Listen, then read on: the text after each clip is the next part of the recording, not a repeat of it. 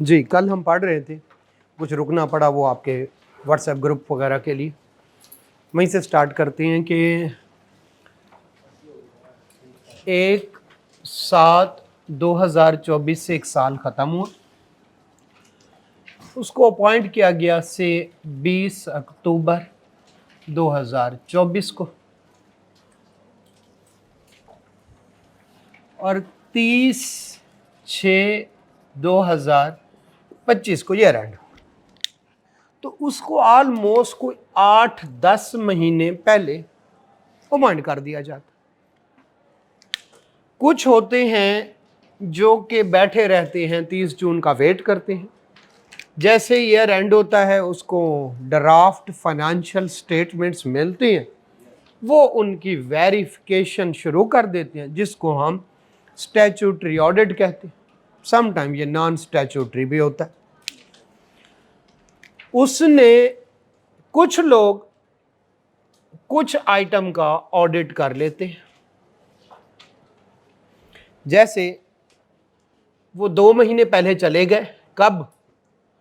30 अप्रैल को, हाँ, मई और जून, 30 अप्रैल को चले गए 25 को, और पिछले जो 10 महीने हैं उनका उनके पता है जितनी 10 महीने की सेल हो गई ये तो चेंज नहीं होनी। जब हम जाएंगे 30/6 के बाद इन 2 महीनों का फिर कर लेंगे, हमारा बर्डन कम हो जाए। उस टाइम पे ज़्यादा क्लाइंट करने होते हैं, तो कुछ लोग 30 अप्रैल को जाके बैठते हैं, महीना डेढ़ लगा के पिछले 10 महीने का वो चीज़ें जो चेंज नहीं होनी, लाइक क्लोजिंग स्टॉक है, वो तो किस डेट का होगा? 30/6 का, उसको तो नहीं कर सकते। हाँ, सेल जो 10 महीने की है प्लस उसमें 2 महीने की सेल, 10 महीने की सैलरीज कर लें, 2 महीने की करनी पड़ेंगी। 10 महीने के बिजली के बिल वेरीफाई कर लें, बाद में कितने के करने पड़ेंगे? 2। इसको कहते हैं इंटरम ऑडिट, ठीक है, और ये फिर फाइनल ऑडिट के साथ ऐड हो जाता है। खैर, इसको बाद में जाके पढ़ेंगे। फिलहाल तो इसका मतलब है ये कभी कभार वेले बैठे रहते हैं, कभी कभार नहीं भी होते, ठीक है। नहीं जी, ये हमारा एक कंसेप्ट क्लियर हो गया जो कल दरमियान में हमने छोड़ा था, आज उसको हमने वहीं से थोड़ा सा जो है कंटिन्यू किया, ताकि जो हमने कल कंसेप्ट पढ़े थे। अब ऑडिटर को अपॉइंट कौन करता है? शेयर होल्डर, यूजली एजीएम में। कोई एक दो और वाकयात और भी हैं, वो हम बाद में पढ़ें। तो एजीएम में ऑडिटर को अपॉइंट कर दिया गया, अब वो ऑडिट करेगा। यूजुअली 30 जून 2025 के बाद 25 का ऑडिट होगा। क्यों? क्योंकि उसको मिलेंगी ड्राफ्ट फाइनेंशियल स्टेटमेंट, उनको उसमें चेंज करना है, ऑडिट। क्लियर हो गया? तो अब एक जो मैनेजमेंट है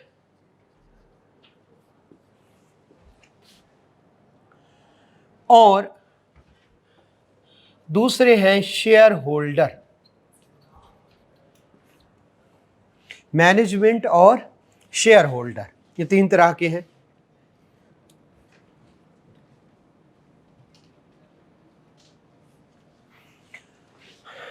शेयर होल्डर और मैनेजमेंट, और उनको क्या कहते हैं? डायरेक्टर। इनके दरमियान रिलेशनशिप को हम डिस्कस कर रहे हैं, ऑडिटर नहीं है। ऑडिटर को कौन अपॉइंट करेगा? Share holder. पहले इनके दरमियान रिलेशनशिप पढ़ ले, फिर हम तीनों को क्या कर लेंगे?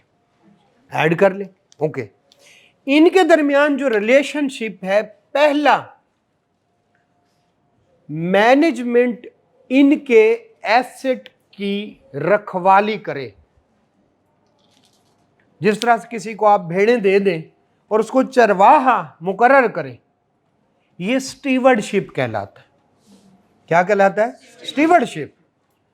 कि भाई चीजें किसकी हैं? शेयर होल्डर की हैं, उनका ख्याल, उनको ऑपरेट किसने करना है? मैनेजमेंट। इसको कहते हैं स्टीवर्डशिप। दूसरा, जो मैनेजमेंट है वो एजेंट है शेयर होल्डर की। हायर कौन कर रहा है? मैनेजमेंट। फायर कौन कर रहा है? मैनेजमेंट। सेल कौन कर रहा है? मशीन ऑपरेट कौन करवा रहा है? ये सारा किसके बिहाफ पे? Share holder. तो एजेंसी आपने पढ़ा होगा बी लॉ में, ये एजेंट है, इनको चाहिए मैनेजमेंट के बेस्ट इंटरेस्ट में फैसले करें, ना कि अपने इंटरेस्ट में। मतलब दो कैंडिडेट है, एक है मेरा कजन, मैं मैनेजमेंट हूं, और एक मेरा कुछ नहीं लगता लेकिन उसकी सलाहियतें बेहतर हैं और सैलरी भी कम मांग रहा है, तो मुझे अपने कजन को रखना चाहिए?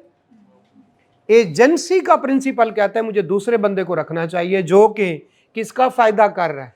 शेयर होल्डर का फायदा कर रहा है। मैंने अपना फायदा जाती नहीं देखा। नंबर 1 स्टीवर्डशिप, और दूसरा कौन से वाला? एजेंसी। तीसरा मैनेजमेंट शुतरबे महार है या अकाउंटेबल टू शेयर होल्डर है? अकाउंटेबल। तो इनका अकाउंटेबिलिटी का कंसेप्ट, 3 कंसेप्ट है जब हम इनके दोनों के आपस में रिलेशनशिप को, नंबर 1 स्टीवर्डशिप, नंबर 2 एजेंट है, नंबर 3 अकाउंटेबल है। वो आएंगे पूछेंगे, ये वाली चीज उनको मजबूर करती है कि वो जो भी काम कर रहे हैं उसको लिखते जाएं, उनको फिगर्स में, उनको अमाउंट्स में क्या करते जाएं? कन्वर्ट करते जाएं। जब ये आए कहे क्या किया सारा दिन, तो वो उसके सामने क्या रख दे? क्या रख दे? अकाउंट्स, अकाउंटेबिलिटी, ठीक है, हिसाब किताब। सर ये है, अब ये बताते थे कौन से वाला अकाउंटेबिलिटी का जब काम आता था, काम किया नहीं किया सारा इधर से पता चल जाएगा। एज एजेंट कैसे रहे, ठीक है, एज ए स्टीवर्डशिप उन्होंने अपना रोल कैसे किया, अकाउंटेबिलिटी। अब वो क्या दिखाते थे? बेस्ट व्यू दिखाना चाहिए, ट्रू एंड फेयर व्यू। तो दरमियान में उन्होंने कहा कोई मसला नहीं, हर एजीएम पे हम एक बंदा अपॉइंट करेंगे, जब तक हमारे पास क्या आएंगे? अकाउंट्स आएंगे, वो दरमियान में एक बंदा उनको चांद पर रख लेगा। जब हमारे पास अकाउंट आएंगे तो वो बताएगा कि ये financial statement give true and fair view या do not give true and fair. इनका आपस में रिलेशनशिप आए पढ़ते हैं। और वो कौन से वाला है? वो कौन से वाला है जनाब? Relationship between share holder and management. पहला as the share holder own the company and companies manage or control by director. है किसकी? शेयर होल्डर की। कंट्रोल कौन कर रहा है? चला कौन कर रहा है? हैरिंग फेरिंग कौन कर रहा है? किसको डिस्काउंट देना है? किसकी सेल को देखना है? किसकी परचेज को देखना है? किसको कॉन्ट्रैक्ट देना है? सारा कुछ मैनेजमेंट चला रहा है, CFO CEO ये लोग चला रहे। ओके, तो फिर the following concept explain there relation. Number 1 stewardship. Stewardship is the practice of managing others person property. किसी और की प्रॉपर्टी चलाए कोई और, तो वो रखवाला है। जिस तरह चरवाहा भेड़े चरा रहा है, ठीक है, लेकिन वो भेड़े उसकी नहीं है, उसने सिर्फ और सिर्फ क्या कर रहा है? वो किसी और की प्रॉपर्टी को मैनेज कर रहा है। Okay, the director and management have कौन से वाला? स्टीवर्डशिप रोल, चरवाहे का रोल है उनका। They look after the assets of the company and manage them on the behalf of share holder. तुम मालिक नहीं हो, तुम स्टीवर्डशिप रोल है तुम्हारा। आगे चलते हैं। दूसरा एजेंसी का, the relationship between the director and the shareholder is of agency. An agent is an individual who acts on the behalf of, काम मैं कर रहा हूं लेकिन सर जी काम किसी और का है। दोनों में फर्क क्या है? पहले वाले में एसेट को मैनेज कर रहा है, यहां पे सारे काम कर रहा है किसके बिहाफ पे? यानी ऐसे लगेगा जैसे शेयर होल्डर कर रहे हैं, लेकिन चूंकि वो कर नहीं सकते, उनकी जगह उनका एजेंट। जैसे मैं कहीं पे मीटिंग पे ना जा सकूं, टीचिंग का टाइम हो और कोई, यूजुअली तो मैं शाम टाइम मीटिंग रखता हूं, लेकिन अगर कहीं फर्स्ट टाइम हो, किसी क्लाइंट ने जाना हो, तो मैं अपने मैनेजर को भेज देता हूं। क्या वो अपनी कैपेसिटी में गया हुआ? नहीं, वो मेरे एजेंट के तौर पर गया हुआ। वो जो कर आएगा समझो मैंने किया। ओके हो गया? चले, ऑन द बिहाफ ऑफ। कल को मैं ये नहीं कह सकता यार मैंने तो तुमसे नहीं कहा थी ये वाली बात। वो कह गया भाईजान आपका एजेंट आया था, उसने कहा था। एजेंट और प्रिंसिपल, ये कंसेप्ट आपने पढ़ा। Okay, in the company director are the agent and the share holder are principal. Director acts in accordance with instruction and best interest of the shareholder। जैसा मैंने कहा वैसा करेगा, और कहीं पे अगर ऊपर नीचे बात हुई है तो मेरे इंटरेस्ट को देखे, अपने को ना देखे। Accountability, as agents of the share holder directors are accountable to, उनको जवाब दें, हम उनको सैलरी दे रहे हैं, उनको अपने एसेट्स दिए हैं, उनको पावर्स दी हुई हैं, बाहर उनको कोई भी ना पूछे, लेकिन हम जब उनको सीईओ लगा देते हैं तो पूरी कंपनी के बिहाफ पे, बाटा के बिहाफ पे बात कर रहे होते, सर्विस के बिहाफ पे बात कर रहे थे, बोरजान के बिहाफ पे पूरी कंपनी चला रहे, तो भाई उनको जवाब तो देना पड़ेगा। Directors show their accountability to the share holder by preparing financial statement. जो भी है लिख ले, सर क्या बना, सर ये देख ले, तो दिखाने के पाबंद है। And presenting them to the share holder for their decision making. अब शेयर होल्डर ने क्या करना है, इस बिजनेस को बढ़ाना है, नए एसेट खरीदने हैं, ऑडिटर किसको अपॉइंट करना है, ठीक है, हमने हमारी अनलिस्टेड कंपनी थी, हमने इसको लिस्टिंग में जाना है, जो भी है वो सारी फाइनेंशियल स्टेटमेंट को देख के, यार बड़ा प्रॉफिट पड़ा है कहीं और इन्वेस्ट करते हैं, यार लॉस हो रहा है फलां यूनिट को क्या कर देते हैं, बंद कर देते हैं। ये सारे जो है बड़े बड़े फैसले फिर वो शेयर होल्डर क्या देखते हैं, फाइनेंशियल स्टेटमेंट को देख के करते हैं। यहाँ तक ओके हो गया, चलिए हम आगे चलते हैं। ये तो हमारा हो गया टॉपिक कंप्लीट। जैसे जैसे कंप्लीट होता जा रहा है, जैसे जैसे मैं पढ़ाता रहा हूँ, आपकी जिम्मेदारी बढ़ती जा रही है। क्लियर है? फिर आपने याद कर खुद करना है, तैयार करना है, और सिर्फ याद करना है, लिखना लिखना नहीं है। ऐसा ही है, फिर लिखना है, जो लिखेंगे वो याद रहेगा। खास तौर पर इसके बाद जो क्वेश्चन आते जाएंगे उनको जरूर लिखेंगे। नहीं जी, अब आगे चलते हैं। एक कंपनी का प्रॉफिट है 4000 मिलियन। ऑडिटर गया, अब उसने 2 गलतियां पकड़ी। ऑडिटर 2 गलतियां पकड़ी। एक उसने गलती पकड़ी और वो है 500 मिलियन की। दूसरा ऑडिटर है, सारे में बड़ी गलती हो रही, पूरे 15 रुपए की गलती पकड़ी है। मैं अब बताएं, वो रिपोर्ट में लिखता है मेरी report financial statement do not give true and fair view. 15 रुपए का फ्रॉड हुआ है। अब हंस रहे हैं, बिल्कुल ठीक है आपका हंसना भाई। हम हर एक गलती नहीं पकड़ते, हम मटेरियल मिसस्टेटमेंट पकड़ते हैं। हम मटेरियल मिसस्टेटमेंट पकड़ते हैं। बड़ी गलती उनमें statement due to error and fraud हो सकती है। ओके, हम मटेरियल मिसस्टेटमेंट पकड़ते हैं। फिर छोटी छोटी गलतियां क्यों नहीं पकड़ते, इसकी वजूहत हैं कुछ। एक, बंदे ने कहा मैं कंपनी में इन्वेस्टमेंट करूंगा अगर उसका प्रॉफिट हुआ से 800 मिलियन, और वो 800 मिलियन नहीं है बल्कि 25 रुपए कम है, क्या अब वो इन्वेस्ट नहीं करेगा? अब भी करेगा, ऑलमोस्ट वही वाली बात। लेकिन अगर इसका प्रॉफिट हो जाए 400 मिलियन, क्या अब करेगा? मटेरियल अमाउंट से जो इन्वेस्टर होता है उसके डिसीजन पे फर्क पड़ता है। तो अगर कोई गलती है 15 रुपए की, 20 रुपए की, तो इससे शेयर होल्डर या आने वाले शेयर होल्डर उनके डिसीजन पे फर्क नहीं पड़ेगा। फर्क किससे पड़ेगा?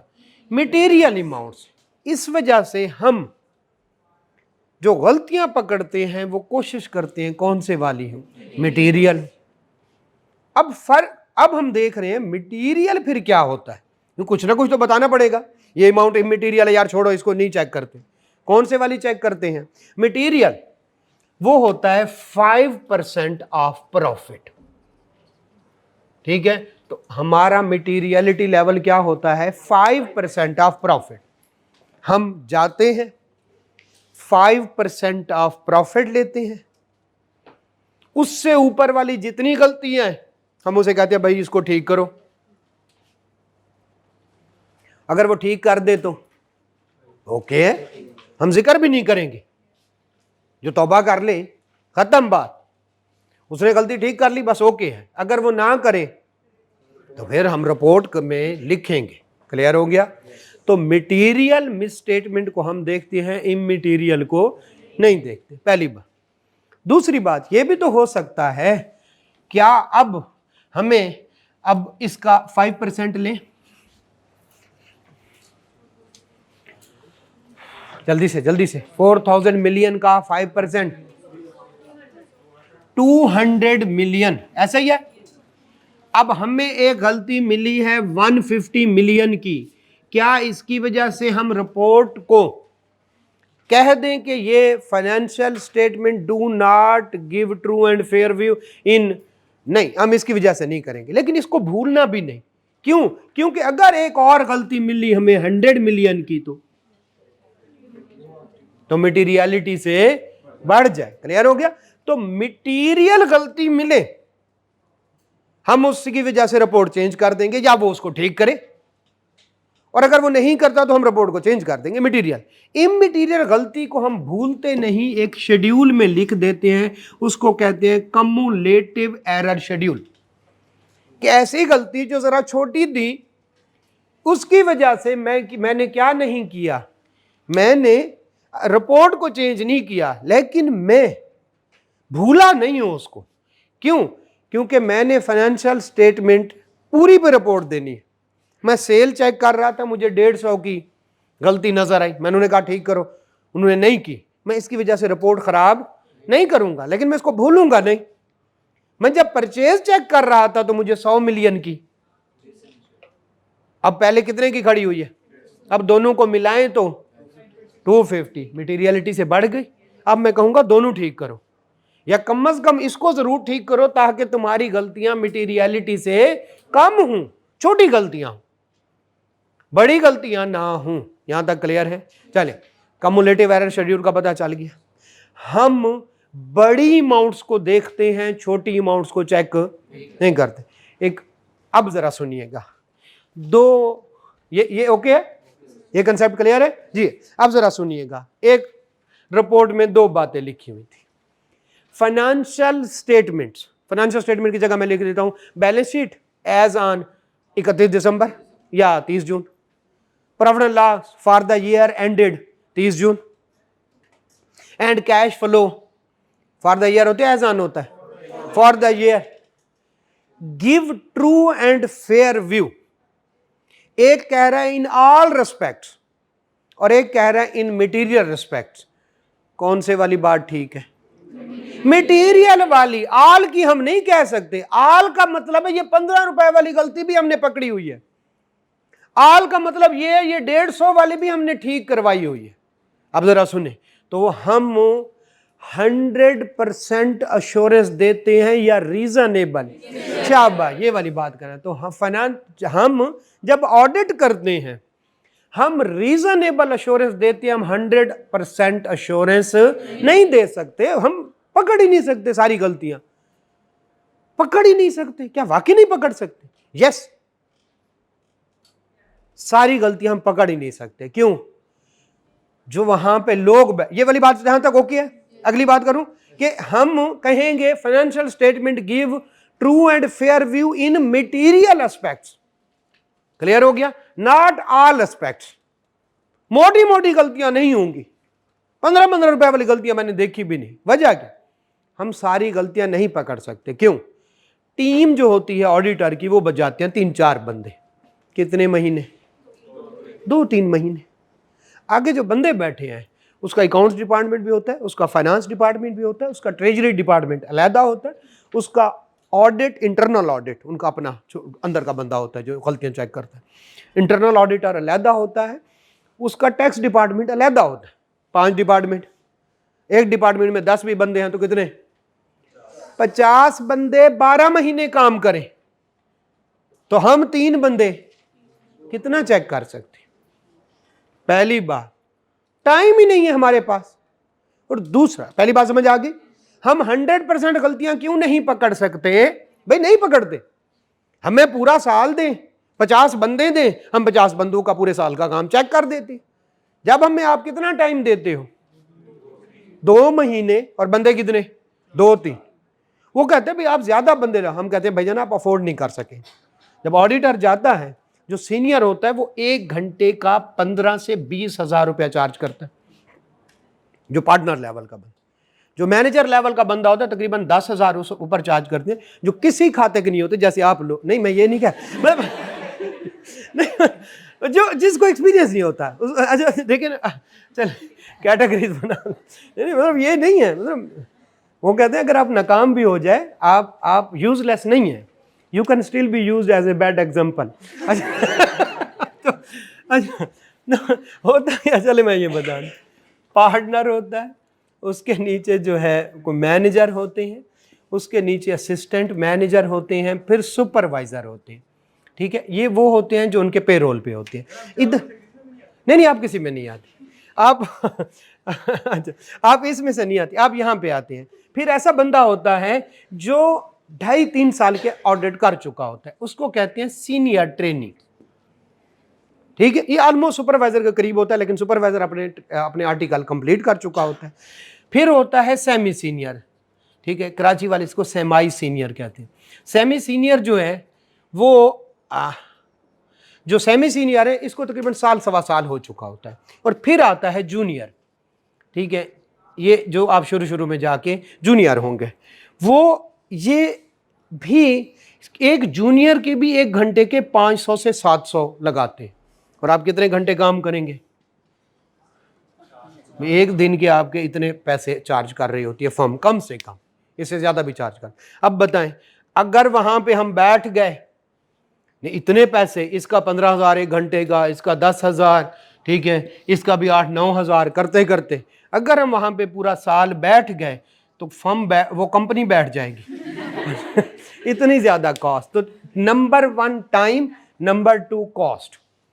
हम सारी गलतियां नहीं पकड़ते ना, वो कहते हैं भाईजान सारी गलतियां ना पकड़े, आपकी मेहरबानी। ये बात समझ आ गई? ऑडिटर रीजनेबल अश्योरेंस देता है, एब्सोल्यूट अश्योरेंस नहीं देता। अश्योरेंस मतलब गारंटी, ऑडिट के बाद assurance engagement, audit engagement. Okay, auditor absolute assurance नहीं देता। कौन से वाली देता है? रीजनेबल। गारंटी नहीं देता ऑल रिस्पेक्ट की, वो देता है मटेरियल रिस्पेक्ट। 100% क्यों नहीं कर सकता? सबसे पहला मसला है टाइम का। 2-3 महीने में करना, उन्होंने एजीएम करनी है, हमारी वजह से एजीएम ना रुक जाए। दूसरी वजह है कॉस्ट। तीसरी वजह, हम बिजनेस को ज्यादा जानते हैं, ये जो कंपनी वाले हैं खुद वो ज्यादा जानते। क्लियर हो गया?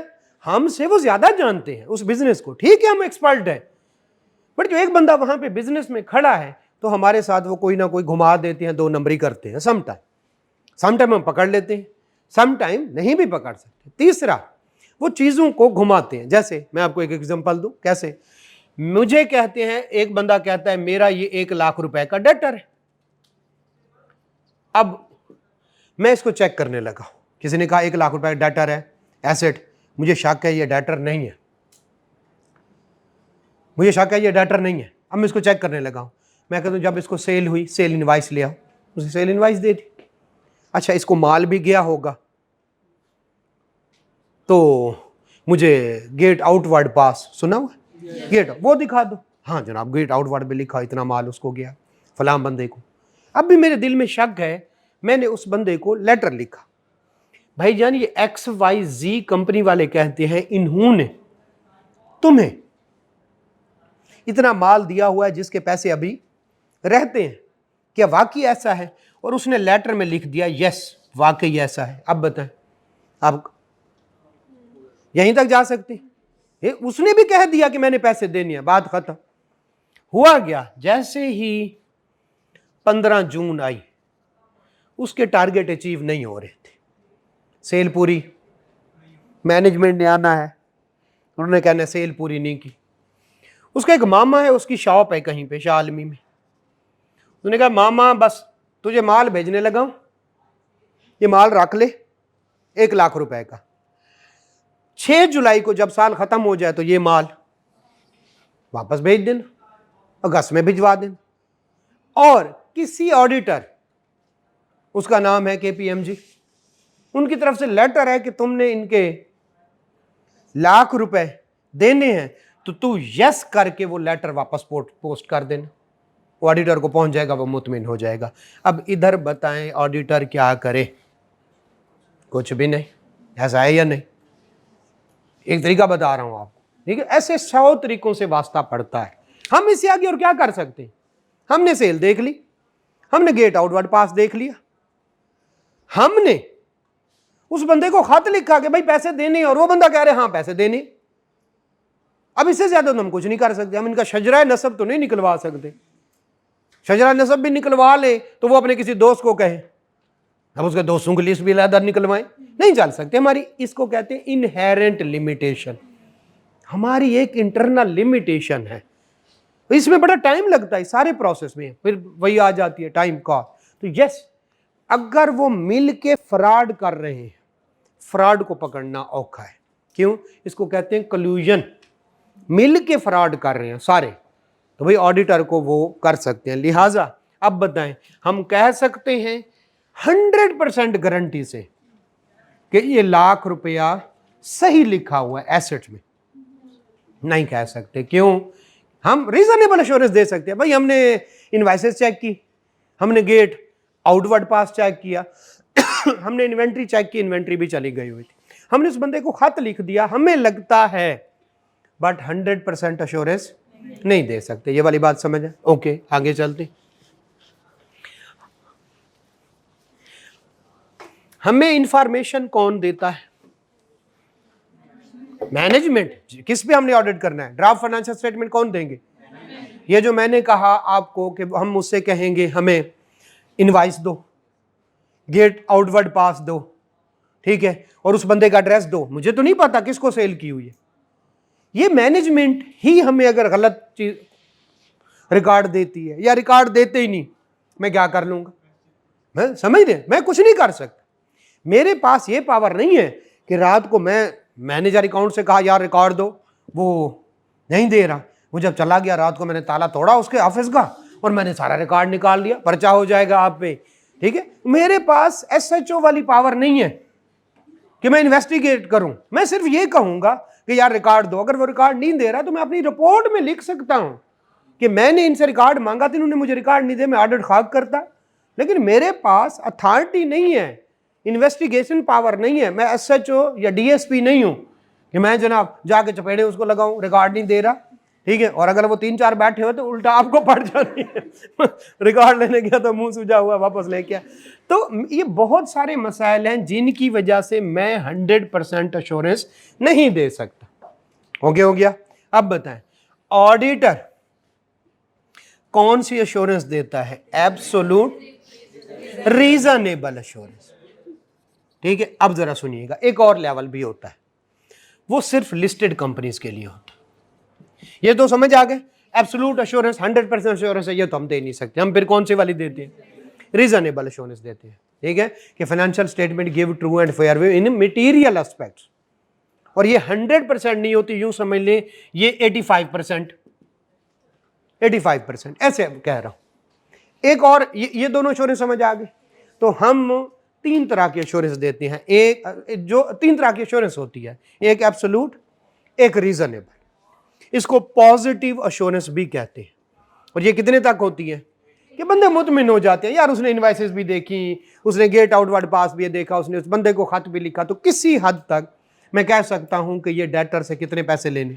इसमें फ्रॉड हो सकते हैं, फ्रॉड को पकड़ना औखा है, मिस स्टेटमेंट को पकड़ना आसान होता है, लेकिन फ्रॉड कल्यूजन है। हम 100% एश्योरेंस क्यों नहीं दे सकते? कॉस्ट है, टाइम है, इनहेरेंट लिमिटेशन है, जो वो हमसे ज़्यादा जानते हैं वो हमें वो नहीं देते, रिकॉर्ड नहीं देते। सम टाइम ये बताएं, जिन्होंने रिकॉर्ड देना है उनके डेली के काम होते हैं। यस, वो डेली के काम के, क्या वो ऑडिट करवाने के लिए बैठा है? मैनेजर अकाउंट्स के लिए बैठा हो। जो मैनेजर टैक्स है वो हम जब भी रिकॉर्ड लेने जाते हैं वो कहता है यार काम करने दो, ठीक है, अभी मैं ये काम कर रहा हूँ, शाम को आना, ठीक है। तो शाम को थोड़ा सा रिकॉर्ड देगा, फिर अगले दिन तो ऐसा चलते जाता है काम। बाज़ दफ़ा रिकॉर्ड भी नहीं देते, बाज़ दफ़ा इनहेरेंट लिमिटेशन होती है, बाज़ दफ़ा ये कि हमारे पास पावर नहीं होती, बाज़ दफ़ा टाइम का मसला होता है, बाज़ दफ़ा कॉस्ट का मसला होता है, तो हम 100% एश्योरेंस नहीं देते। हम कौन से वाली? पॉजिटिव एश्योरेंस देते हैं, रीजनेबल एश्योरेंस देते हैं। एक और तीसरा एश्योरेंस का लेवल भी होता है, हम उधर चलते हैं, और वो होती है नेगेटिव एश्योरेंस। इसको कहते हैं ऑडिट एंगेजमेंट, उसको कहते हैं रिव्यू एंगेजमेंट। अब वो क्या होती है, दोनों में फर्क समझिएगा। ये लिस्टेड कंपनी के लिए होती है। लिस्टेड कंपनी के 6 महीने का रिव्यू होता है। क्या होता है? रिव्यू। रिव्यू क्या है जरा बताएं? पिछले साल, अब जरा रिव्यू में देखें, रिव्यू में कैसे देखते हैं, इसमें समझ आ गया। मैंने डेटर को चेक करना है ऑडिट में, तो क्या करूंगा? इनवाइस देखूंगा प्रॉपर, इसमें गेट आउटवर्ड पास देखूंगा, उसको खत लिखूंगा, और फिर मैं कहूंगा ये ₹1,00,000 ओके है। इसको कहते हैं ऑडिट एंगेजमेंट, पॉजिटिव फर्म और फिर कौन से वाली, रीजनेबल अश्योरेंस। अब यूं समझ लीजिए 85, 100% तो हम दे ही नहीं सकते। अब आते हैं किसकी तरफ, रिव्यू की तरफ। तीसरा, 3 तरह के, नंबर 1, नंबर 2 एब्सोल्यूट तो हम देते नहीं, क्यों नहीं देते हमें पता है। और अब कौन से वाला, रिव्यू या नेगेटिव। अब जरा सुने, इसको किस तरह से देखते हैं। हमने देखी 2023 वाली, उसमें 100 मिलियन की सेल थी। 2024 वाली देखी तो उसमें 110। क्लियर हो गया। अब 2025 में कितनी होनी चाहिए, 120 समझ ले, 121 समझ ले, 10% बढ़ रही है। क्लियर हो गया। अगर ऐसा कुछ लिखा हुआ, हम इसकी फर्दर इन्वेस्टिगेशन नहीं करते, क्योंकि ये रीजनेबल हमें, सॉरी रीजनेबल तो वर्ड ना यूज करें, वाज़े तौर पर हमें लग रहा है, अगर हम इसके एनालिसिस कर रहे हैं तो ये बेहतर लग रहा है। जरा और देखें, अब बताएं, अब इसको इन्वेस्टिगेट करना चाहिए। तो हम ऐसे देखते हैं, रिव्यू करते हैं, रिव्यू करते हैं, और जब ये 100 हो, 110 हो, और ये अगली दफा क्या हो, 122 हो, यानी करीब करीब हो। पहले भी 10% का इंक्रीज, अब भी सेल में कितने का, तकरीबन 10% का इंक्रीज। तो हम कहते हैं हमें कोई खास गलती नजर, इसको क्या कहते हैं, रिव्यू करना। लेकिन अगर हमें कोई आ जाए, भाई इसमें 110 और इसमें तकरीबन 200% का चेंज, या 100% डबल हो गया, भाई नहीं नहीं नहीं, ये इसमें गलती है, फिर इसको क्या करते हैं, इसका फिर ऑडिट करते हैं, इसके डिटेल लेते। इसी तरह से अगर सेल बढ़ गई है तो मार्केटिंग एक्सपेंसेस बढ़ने चाहिए ना, सेलिंग एंड मार्केटिंग। सेल बढ़ रही है, मार्केटिंग एक्सपेंसेस नीचे जा रहे हैं, तो उसको हम क्या करेंगे फिर। लेकिन अगर सेल बढ़ गई है और मार्केटिंग एक्सपेंसेस भी बढ़ गए, हम कहते हैं ओके, ये कौन से वाली है, तो डिटेल से चेक करना, ऑडिट इंगेज में, और ऐसे एक नजर सरसरी एनालिसिस करना, ये क्या है। अब दोनों में फर्क देखिएगा। इसमें हम कहते हैं we audited the financial statement and we believe, ठीक है, financial statement give true and fair way. अब इसको जरा सुनिएगा, इसमें क्या कहते हैं, we reviewed the financial statement and nothing has come to our intention that causes us to believe that financial statement do not give true and fair view. Nothing, हमें तो ऐसी कोई बात नहीं नजर आई जिससे हम कह सकें कि फाइनेंशियल स्टेटमेंट गलत है। अब ये हम नेगेटिव बात कर रहे हैं, इसमें कौन से वाली, पॉजिटिव। फाइनेंशियल स्टेटमेंट के ऑडिट किए और financial statement give true and fair view, क्यों, हम उसकी हर चीज को देख चुके हैं, रीजनेबल अश्योरेंस। और इसमें कौन से वाली, इसमें हम कौन सी बात कर रहे हैं, नेगेटिव। हमने फाइनेंशियल स्टेटमेंट को देखा, हमें तो कोई ऐसी बात नहीं मिली जिससे हम कह सकें कि फाइनेंशियल स्टेटमेंट गलत है। कह इधर भी पॉजिटिव रहे हैं, यानी हमें कोई ऐसी बात नजर नहीं आई गलती वाली। तो क्या कहना चाहता है, हमें हर बात ठीक नजर आई है, लेकिन स्टाइल क्या होगा, नेगेटिव। क्या, हमारी रिस्पॉन्सिबिलिटी कम है, क्योंकि हमने ऑडिट नहीं किया बल्कि क्या किया, रिव्यू किया। रिव्यू कैसे करते हैं, समझ आ गई। ऐसे ट्रेंड एनालिसिस देखते जाते हैं, अच्छा 10% पहले 10%, अच्छा सेल बढ़ गई, अच्छा मार्केटिंग एक्सपेंसेस बढ़ गया, ठीक ही तो है। अच्छा सेल बढ़ गई, सैलरीज नहीं बढ़ी, ठीक है, ठीक है, क्योंकि सेल का सैलरी के साथ कोई ताल्लुक नहीं, ठीक है। लेकिन सेल बढ़ेगी तो बिजली के एक्सपेंसेस वो बढ़ेंगे, रॉ मटेरियल की कंजम्पशन, ऐसे इसको कहते हैं रिव्यू। इसमें हम नेगेटिव, इसमें 100% एब्सोल्यूट, ये हम अश्योरेंस दे ही नहीं सकते। ऐ जी पढ़ते हैं, जी जी, हाफ ईयरली होती है, हाफ ईयरली। लिस्टेड कंपनी के लिए जरूरी होता है कि एक दफा रिव्यू भी करवाएं, ताकि साल के अंदर अंदर कोई गड़बड़ है तो पहले शेयर होल्डर को पता चल जाए। लें जी, अश्योरेंस मींस कॉन्फिडेंस। दरमियान में मैं एक जो है अश्योरेंस, हाँ ठीक है, ओके। लेवल ऑफ अश्योरेंस, जल्दी से, देयर आर, नंबर 1 लिमिटेड, और उसी को क्या कह रहे हैं, मॉडरेट, और उसी को क्या कह रहे हैं, ये रिव्यू एंगेजमेंट की बात कर रहा हूं। रिव्यू, उसके कुछ नाम और पता चले, कौन से वाले,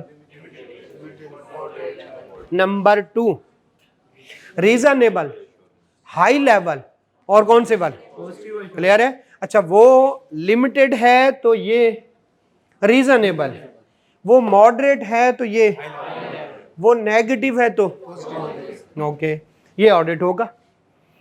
ले जी, फिर कौन से वाली, एब्सोल्यूट, पहले तो सबसे पहले एब्सोल्यूट को पढ़ते हैं। एब्सोल्यूट एश्योरेंस मीन जो है सर्टिफिकेशन और guaranteed that financial statements are free from mistake, ये guarantee. Why auditor can not provide absolute assurance और inherent limitation of the audit भी कहते हैं, ऑडिटर के अंदर छुपी हुई लिमिटेशन है जिसकी वजह से ऑडिटर 100% एश्योरेंस नहीं दे सकता। आए पहले पहला, ठीक है, पहले को छोड़ दें, वो मैं आपको बाद में बताता हूं। दूसरे पे, दूसरा है nature of the audit procedure. जो हम प्रोसीजर परफॉर्म करते हैं, जो हमने इनवाइस को देखा, जो हमने इंक्वायरी की, जो हमने जो है गेट पास को देखा था, और जो हमने वो एक्सटर्नल कंफर्मेशन भेजी थी, ये एक्सटर्नल लेटर एक्सटर्नल कंफर्मेशन भेजी थी, ले जी, वो है audit procedure. Management may not provide complete information to, क्या कर लेंगे? कुछ भी नहीं कर सकते।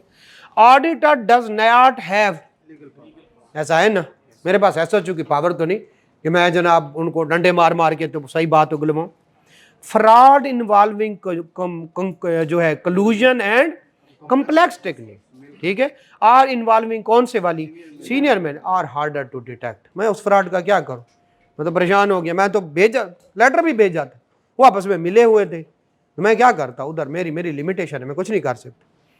टाइम एंड ये क्या बला है, therefore auditor plan in such A way that जो है that he directs risky areas and, ठीक है, यूजेस सैम्पलिंग करता है। सारे का सारा करूंगा तो कई महीने लग जाएंगे। सैम्पलिंग पड़ा हुआ बस, ठीक है, तो सैम्पलिंग ली, उससे जो रिजल्ट है उसको पूरी पॉपुलेशन पे, अजीब बात तो नहीं कर रहा, पॉपुलेशन पे क्या कर दिया, ठीक है, तो सैम्पलिंग बेसिस पे हम करते हैं जी, ठीक है, आगे चलते हैं। फिर कौन से वाले, there are always some inherent limitation in clients system, हमसे ज्यादा जानता है और वहां पे इनहेरेंट लिमिटेशन है, ओके, आगे चलते हैं। Company staff may not be available to answer the, हम कहते हैं किधर है वो, मीटिंग के लिए गया, किधर है वो, बीमार है, छुट्टियों पे, किधर है यार, काम कर रहे हैं, ठीक है, सैलरीज देनी है लोगों को, अब सैलरीज रोक ले, पहले तुझे इन्फॉर्मेशन दे, तो यूजुअली अक्सर वो मौजूद भी नहीं होते। फिर आगे चलते हैं। Many of the audit procedure are based on auditor judgement, ठीक है, विच में भी मैनेजमेंट गलत हो सकती है। जरा सुनिए, अब इससे ऊपर वाला प्रोसीजर भी लिंक करता हूं। मैं कहता हूं डेप्रिसिएशन 15% होनी चाहिए, वो कहते नहीं सर 10%। अब बताएं कौन ठीक है? डेप्रिसिएशन किस पे होती है?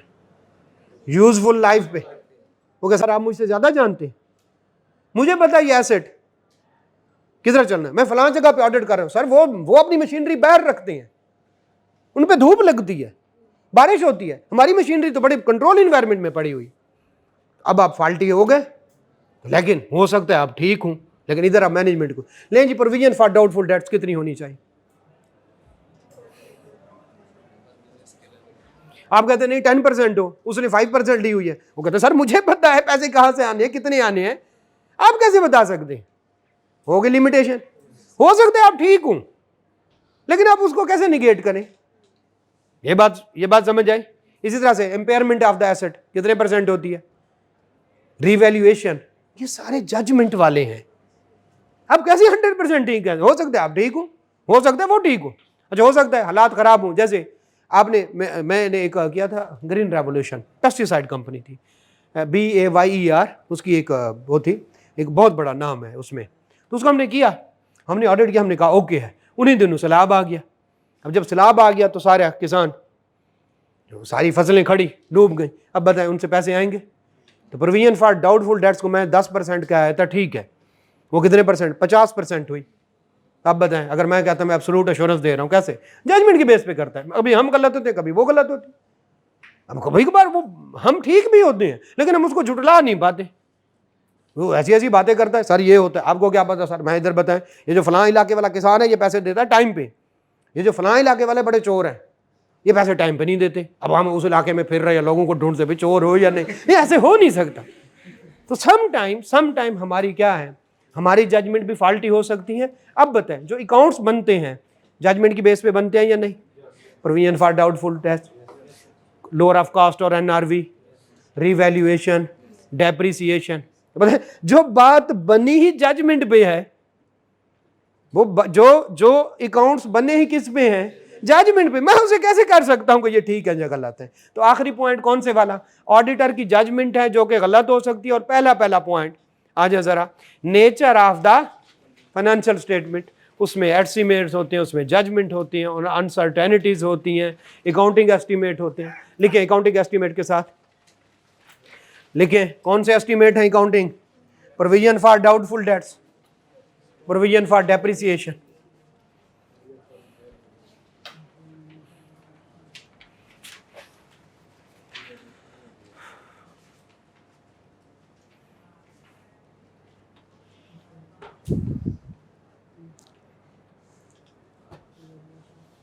ओके हो गया बेटा।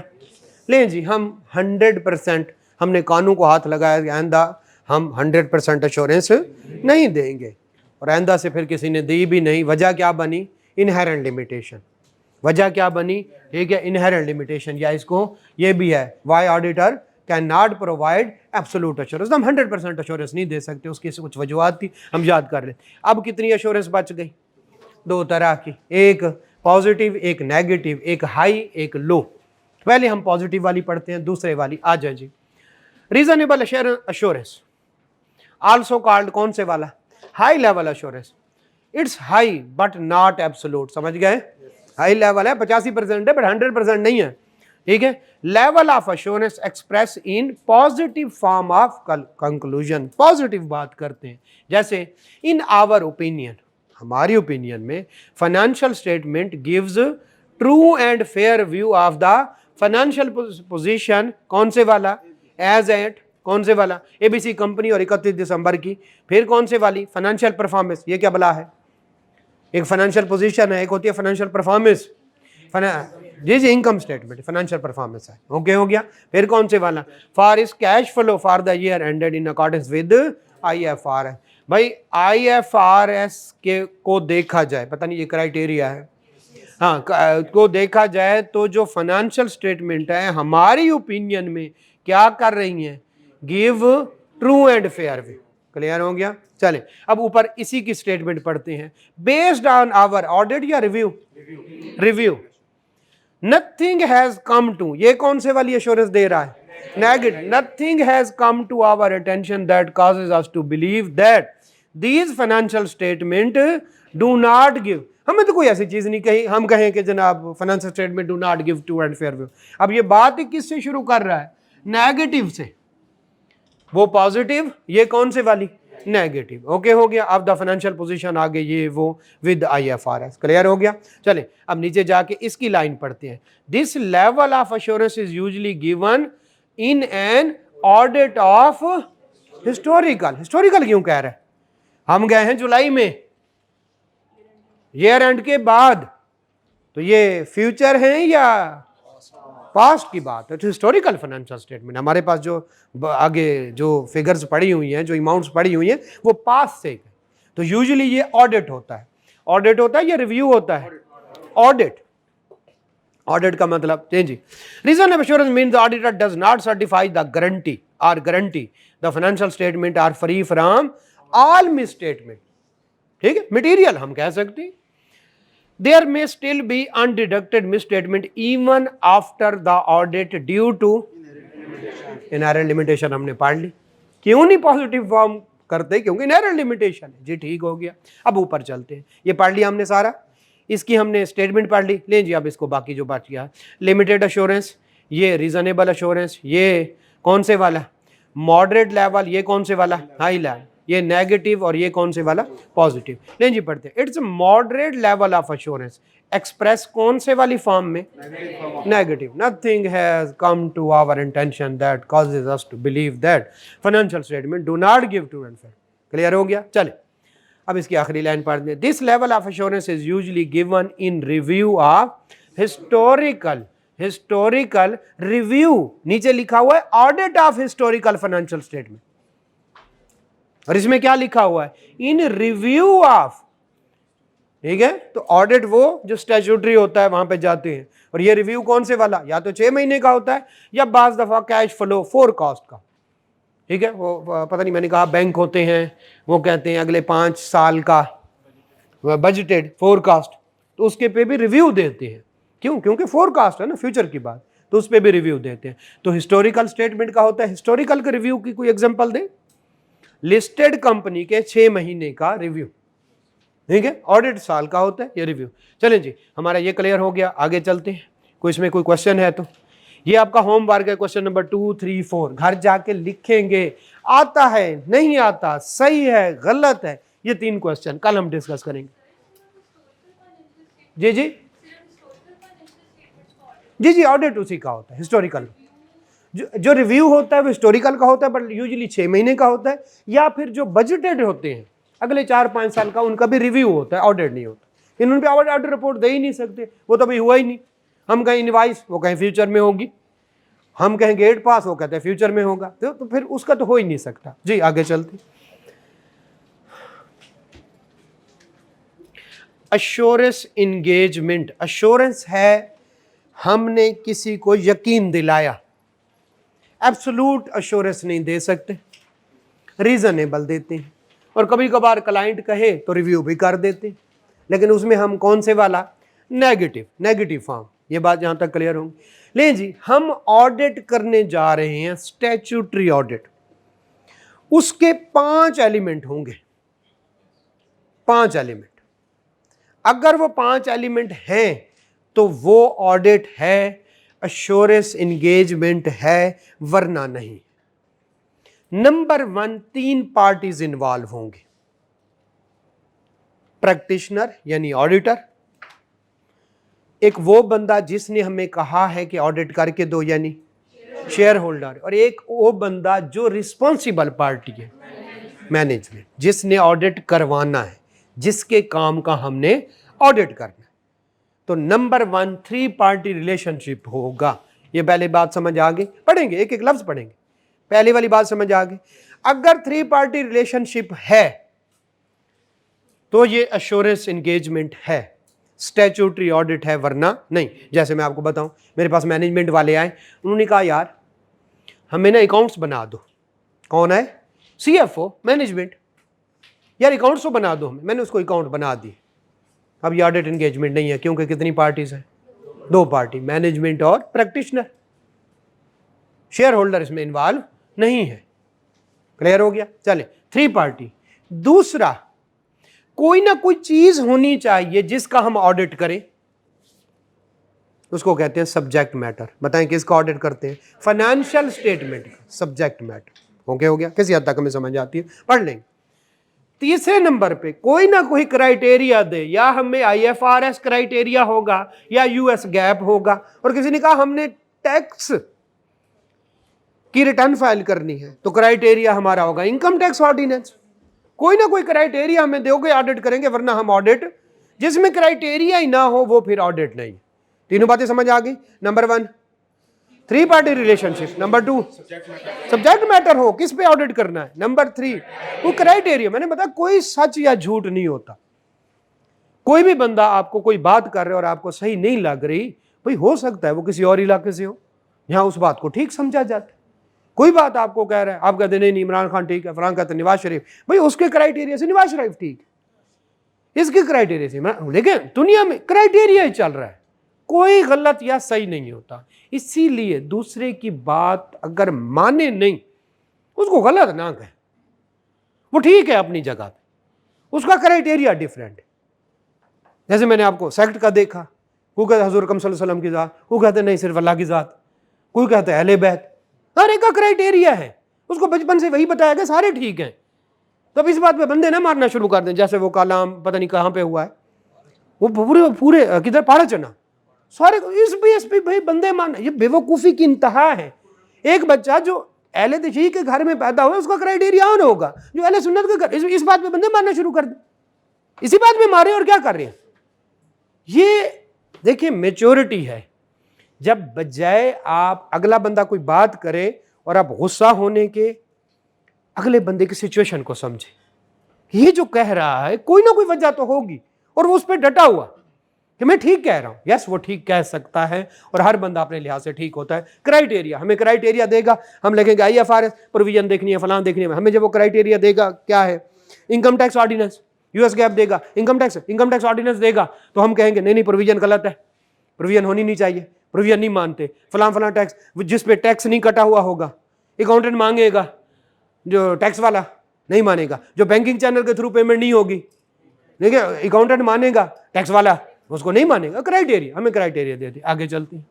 फिर एविडेंस, जब मैं कहूंगा financial statement give true and fair view, तो मेरे पास एविडेंस है। क्या एविडेंस है? मैंने इनवॉइस चेक किया,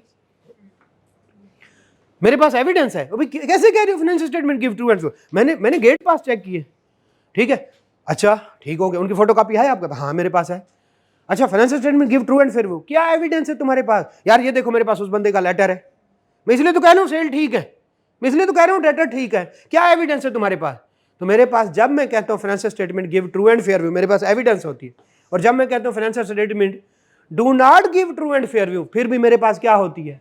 एविडेंस। इसीलिए ऑडिटर जो भी काम करता है वो उसको लिखता है। उसको क्या करता है? लिखता है। Anything which is not documented not happen. Corporate law में है, किसी को गाली भी दो, ईमेल करो उसको ताकि आपके पास क्या हो। यकीन करें, बड़े बड़े बंदे ऐसी बात, मुझे मैनेजर ने कहा ये बात ऐसे कर दो, मैंने कर दी, वो गलत होगी, बैकफायर कर गई। मुझे पार्टनर ने पूछा किसने कहा था, मैं कि मैनेजर ने कहा, मैंने तो नहीं कहा। अब मैं क्या कहूं? कसमें वसमें नहीं चलती, रखो कुरान पे हाथ, तुमने नहीं, ऐसा कुछ नहीं होता, ऐसा कुछ नहीं भाई। जो भी काम करो उसकी कोई ना कोई एविडेंस। तो मैं जब कहूंगा मैंने इनवॉइस देखी, मैं उस इनवॉइस की कॉपी अपने, उसको कहते हैं वर्किंग पेपर, बड़ी बड़ी फाइलें बना लेते हैं, उसमें लगाऊंगा। कल मुझे कहेगा तू कह रहा था सेल मैंने चेक की थी, जी मैंने कही थी, मेरे पास ये एविडेंस है। क्या चेक किया था? ये देखो मैंने इनवॉइस चेक की थी, मैंने गेट आउटवर्ड पास चेक किया था। इस तरह परचेज में बताएं क्या क्या चेक करेंगे? बताएं। Purchase invoice check, gate inward, और क्रेडिटर को लेटर लिखेंगे, भैया इन्होंने तो जैसे इतने पैसे देने हैं। बात समझ गए? तो मैंने कहा था ये जजमेंटल पेपर है, मैं एक साइड बताऊंगा तो दूसरी साइड आपने खुद समझनी है। क्लियर हो गया? नहीं जी, आखिरी बात, रिटर्न अश्योरेंस रिपोर्ट। मैंने अगर कोई रिपोर्ट नहीं देनी जिस पे लिखा होगा फाइनेंशियल स्टेटमेंट गिव, ठीक, इन आवर ओपिनियन, ठीक है, फलां सारी बात पढ़ ली ना, वो अश्योरेंस रिपोर्ट दूंगा। अगर ये 5 बातें हैं तो assurance engagement, if any of the above element is missing, engagement will be called non assurance। assurance engagement नहीं हो सकती। assurance engagement में 5 बातें जल्दी से रिवाइज करते हैं, अभी हमने पढ़ी है डिटेल से। पहले हमें 3 पार्टी रिलेशनशिप क्लियर हो।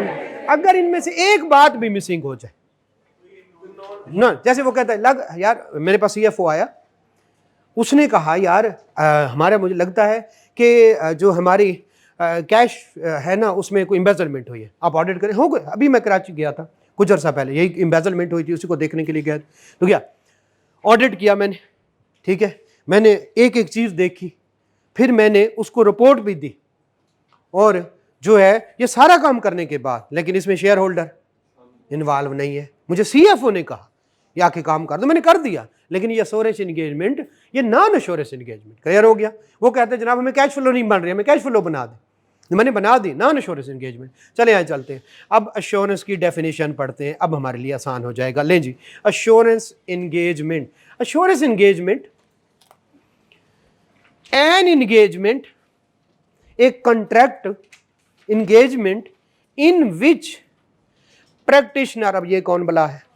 ऑडिटर, ऑब्टेन एविडेंस, वो सारे वर्किंग पेपर, सारी एविडेंस इकट्ठी कर लेगा अबाउट द इवैल्यूएशन, तहकीक, चेक किया, इवैल्यूएट किया, देखा, किसको?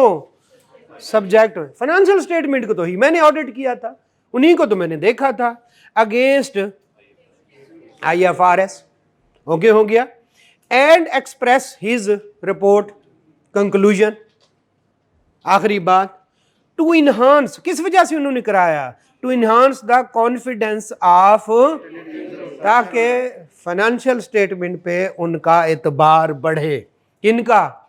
फिर अब वो मीटिंग में करे हैं, मेरे KPMG ने ऑडिट किया, बहुत अच्छे ऑडिटर हैं, PwC ने ऑडिट किया, बहुत अच्छे ऑडिटर हैं। इसका मतलब जो फाइनेंशियल स्टेटमेंट सामने पड़ी है ये झूठ का पलंदा नहीं है, अब ये अच्छी हैं, ये बेहतर है, ठीक है। और लेकिन ये इंटेंडेड यूजर है, शेयर होल्डर है या रिस्पॉन्सिबल पार्टी है? शेयर होल्डर है। क्लियर हो गया? हालांकि बंदे तो दो हैं, मैनेजमेंट भी देख रही है, लेकिन हम किसके लिए बना रहे हैं? शेयर होल्डर के लिए, other than responsible party. Responsible party management. तो अब प्रैक्टिशनर कौन है? Intended user, responsible party. चलिए यहां पढ़ते हैं। थ्री पार्टी रिलेशनशिप जल्दी से पढ़े। Three party relationship, intended user, the party who require subject matter and assurance report. हमें एक तो हमें ऑडिट अकाउंट चाहिए और दूसरा आपकी रिपोर्ट चाहिए उसके। इसको क्या कहते हैं? Share holder. समटाइम बैंकर भी होते हैं, बैंक भी कहते हैं ऑडिट करवा ले। Okay. Responsible party, the party which is responsible for preparation of the subject matter. वो बंदे जो फाइनेंशियल स्टेटमेंट को प्रिपेयर करते हैं। हम तो एक नुक्ता भी नहीं लगाते, ये बताया है ना। कोई भी गलती आती है तो किसको कहते हैं? रिस्पॉन्सिबल पार्टी को कहते हैं। भाई इसको ठीक करो, वो ठीक कर दे तो ठीक है, अगर नहीं करे हम financial statement do not give true and fair हमने। लेकिन होना चाहिए मटेरियल मैटर। ये मटेरियल की वजह से 15 रुपए की वजह से रिपोर्ट ना खराब कर देना। Director and management. Practitioner, the professional who verifies the subject matter, जो ऑडिटेड अकाउंट्स को देखता है and provide assurance on it. कौन से वाला? Auditor in an audit. Subject matter, subject matter is the information prepared by the responsible party. अब ये technical लफ्ज तो नहीं लग रहे ना, responsible party. Okay. And is verified by the practitioner. जैसे historical financial statement, some time cash flow statement भी होती है, सम टाइम, ठीक है। अगर आप ऑडिट कर रहे हैं उसका, यूजुअली होता नहीं है, ज्यादातर हिस्टोरिकल फाइनेंशियल स्टेटमेंट पता चल गया। हम गए हैं जुलाई में और कब तक का ऑडिट कर रहे हैं? 30 जून तक का, इस वजह से historical. Criteria, criteria means framework, ठीक है। या फिर कौन से वाला? बेसिस। IFRS होते हैं, इनकम टैक्स ऑडिट हो सकता है, US गैप्स हो सकते हैं, कुछ भी हो सकता है। Which is used by the responsible party to prepare the. ज़ाहिर मैनेजमेंट जब बना रही थी IFRS के मुताबिक ही बना रही थी ना। हम भी चेक कर रहे हैं तो किसके मुताबिक कर रहे हैं? तो असल में तो मैनेजमेंट ने बनाना है, मैनेजमेंट ने सारे काम कर रहे हैं। ले जी, फॉर एग्जांपल जो है सब्जेक्ट मैटर को बनाते हुए इस क्राइटेरिया को सामने देखा और अब प्रैक्टिशनर भी उसी क्राइटेरिया को यूज कर रहा है to evaluate the subject matter, ठीक है, पता चल गया हमें। Evidence, evidence is the information used by the practitioner in arriving at the conclusion. अगर इनवाइस नहीं थी, अगर उधर से लेटर आया, उसने कहा कौन से पैसे, तो अब मेरा कंक्लूजन क्या होगा? Financial statement do not give. मेरे कंक्लूजन पे क्या वजह बन रही है? ये एविडेंस। शाबाश। एंड विच हैज जो है ऑन विच जो है his report is based. Evidence should be sufficient and appropriate. Sufficient के साथ लिखें क्वांटिटी, आगे पूरा एक टॉपिक है। सफिशिएंट के साथ लिखें क्वांटिटी और अप्रोप्रिएट से लिखें क्वालिटी। उसकी क्वांटिटी भी अच्छी होनी चाहिए, क्वालिटी भी अच्छी। एक ओके हो गया। सेल है 4 करोड़ की, तो मुझे कम से कम 1-1.5 करोड़ को तो वेरीफाई करना चाहिए, ऐसा है। ये है क्वांटिटी। अच्छा, अब जरा सुनिए। एक मुझे मिली है रिपोर्ट CFO से, एक मिली है मुझे बाहर एक इनका वकील है उससे। कौन से वाली बात ज्यादा रिलायबल है? CFO वाली। अंदर वाला बंदा है वो सही बोलेगा। वकील वाली, एक्सटर्नल बंदा, थर्ड पार्टी कोई बात कह दे। क्लियर हो गया? एक वकील, बाहर वाला बंदा, वो उसको क्या जरूरत है झूठ बोलने की? CFO को झूठ बोलने की जरूरत है, जिसपे प्रेशर भी है, जिसपे इंसेंटिव भी है। ये है क्वालिटी। बाहर वाली रिपोर्ट। अच्छा, एक मुझे उसने बताया वर्बल, एक उसने मुझे लिख के बताया। लिखी हुई रिपोर्ट ज्यादा रिलायबल है। क्लियर है? तो सफिशिएंट भी हो, अप्रोप्रिएट। सफिशिएंट क्वांटिटी और अप्रोप्रिएट क्वालिटी। जबानी बात पे यकीन ना करें, लिख के करें। इंटरनल बात पे यकीन ना करें, किस पे करें? एक्सटर्नल बात पे। क्लियर हो गया? चलें आखिरी बात पढ़ते हैं और हम इसको कंक्लूड करते हैं। Return, it is a report written in standard format. ठीक, जैसे आइजा कहते हैं हम वैसी रिपोर्ट दे देते हैं। Which includes the conclusion of practitioner. या कहेगा financial statement give true and fair view, या कहेगा financial statement do not give true and fair view. It is provided by the practitioner to. Practitioner कौन है? और इंटेंडेड यूजर शेयर होल्डर को। चलें कल ये से स्टार्ट। Thank you.